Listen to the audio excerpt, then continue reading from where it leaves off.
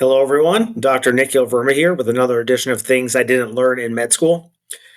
I actually shot this entire video yesterday in my office. Unfortunately, for whatever reason, technical difficulties, it did not save properly, so I wasn't able to give this article its full attention. So I just want to break this down.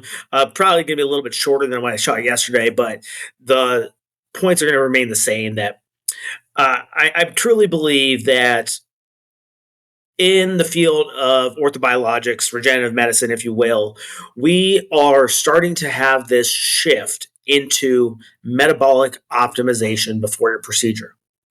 Now, if we took this theory and concept and applied it across all surgeries and all metabolic disorders and all chronic disease, we would have a much healthier population. But that's not something for me to preach about right now. Mainly what I want to talk about is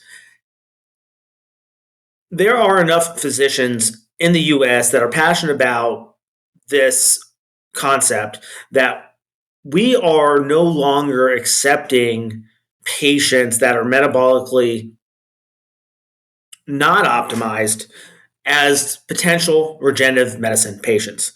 Now, I only now just shifted my idea in this in the past few weeks, but I've talked to several physicians who say at the bare minimum, their patients are going to get an orthobiologic procedure that they require them to get at least basic blood work, at least know where your white cell and how high your white cell is, know what your platelets are at, but that's just like scratching the surface. A lot of these practices are getting their hemoglobin A1C. They're also checking the high sensitivity C-reactive protein. They're checking the SED rate. They're checking thyroid functions. They're checking potentially cortisol functions because all these things play a massive role in the immunological system that help us get better and heal more appropriately. As you can see here on this article that came out and recently published, they talk a lot about this, of talking about how obesity, insulin resistance, inflammation, sarcopenia, the lack of muscle mass, dysbiosis, sleep, and how optimization of these things are very important. So some of the recommendations that we're starting to see, and I'll try to break most of these down as much as possible. We could talk about like insulin resistance. Obviously, that's a major problem in today's society with our highly processed foods and highly palatable foods with over consumption of sugar and complex, actually simple carbohydrates. But also, there's a lot of genetic predisposition to this in our society as well. And that doesn't help when we have all these stressors. So one of the recommendations that we give in our practice is, hey, are you on a anti-inflammatory diet, meaning essentially a Mediterranean diet that's full of vegetables, healthy grains, lean meats, lots of fish, not too many processed foods, olive oil, which we know is highly anti-inflammatory when it's an appropriate olive oil. So, that's one of the big things that we talk about when it comes down to diet and how to help decrease your insulin resistance. Another way to help decrease insulin resistance and diabetes is, are you active in your weightlifting and exercise regimens? We all know sarcopenia, the loss of muscle mass as we get older, is we know that muscles have a direct and indirect effect on our healing properties. Active muscles can help stimulate mu stem cells. They also help activate other dormant stem cells in our body. So it would make sense to make sure that your muscle mass is optimized prior to a procedure. And we also know active muscles will help decrease the insulin sensitivity in your body and also help uptake the sugars to help store those sugars into your muscles. So it's kind of a win-win situation when you look at it this way. Dysbiosis, is your GI tract, is your gut microbiome optimized? The anti-inflammatory diet can help with this. Now, other things that we have shown to help, exercise has been shown to help.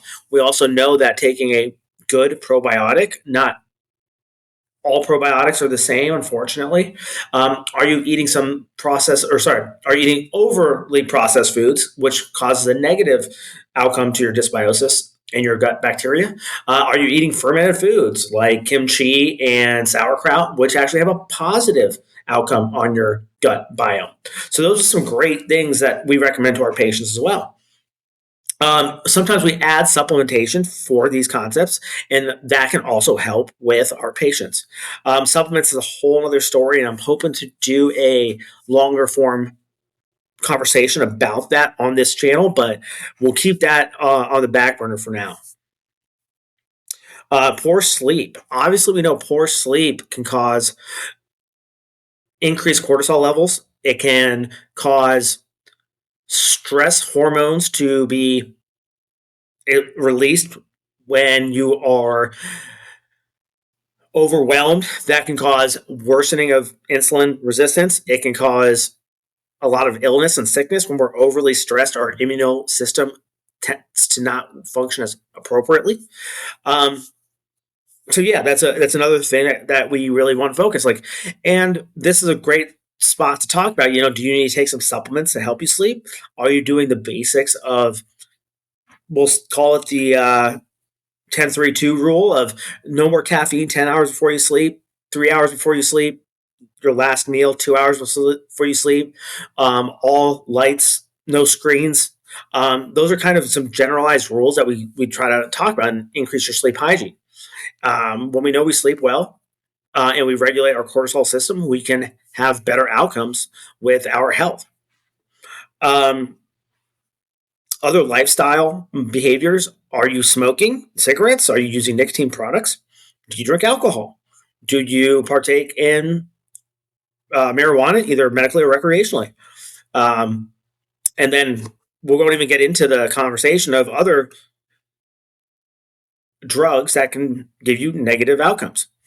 So these are all things that we have to make sure our patients are either, we recommend avoiding nicotine and tobacco products and avoiding alcohol for 2 weeks around your procedure. Another concept that we talk about is what medications are you taking?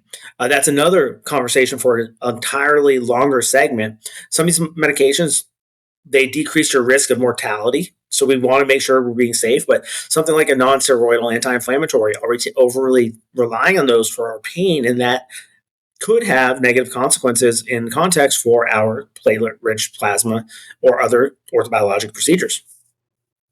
So this whole concept comes back down to what I talked about a few weeks ago in one of my other videos of the cardiorespiratory, metabolic, immunological system. We know that these are all very closely intertwined. So most of the studies are showing that having a good cardiovascular respiratory fitness by increasing your VO2 max, improving your HRV, heart rate variability, and your heart rate recovery rate. These are all very vital things to test your metabolic health, but also your cardiovascular health. And this directly affects your metabolic health. And now we know that this is going to also affect your immunological health down the road as well.